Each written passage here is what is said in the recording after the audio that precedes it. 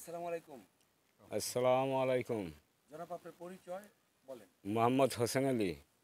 আমার বাড়ি টেগুরি, গাঢ়াল থানা, ডিগরি নন, পোস্ট আচ্ছা, অফিস এখানে মাইদারসলা। আপনাদের কি সমস্যা আমাদের সমস্যা রাস্তার বিষয়। বলেন। আমরা জনগণ কোনোভাবেই চলতে পারি না, হাঁটতে পারি না। আমাদের গরু বাছুর আমরা চলতে পারি না। আমরা ঘোড়া মোষ গাড়ি ঘোড়া আমরা ব্যবসা কোনো কিচ্ছু করতে পারি না। আমরা গরিব মানুষ, কৃষি কাজ করে খাই।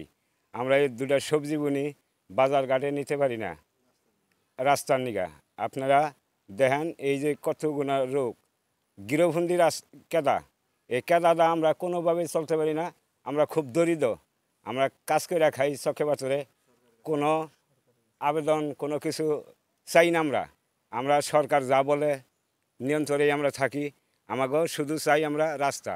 এই রাস্তার জন্য আমরা কোনো হানে কিছু পাইতাছি না, কোনো যাইতে পারতাছি না, কাম কাজ করতে পারি না। আমরা খুব অসহায় চলতাছি। এই রাস্তায় কতগুলো লোক চলাফেরা করেন আপনারা? এই রাস্তায় আমরা 5-7 হাজার লোক আছি, কোনোভাবেই আমরা চলতে পারতাছি না, খুব সমস্যা।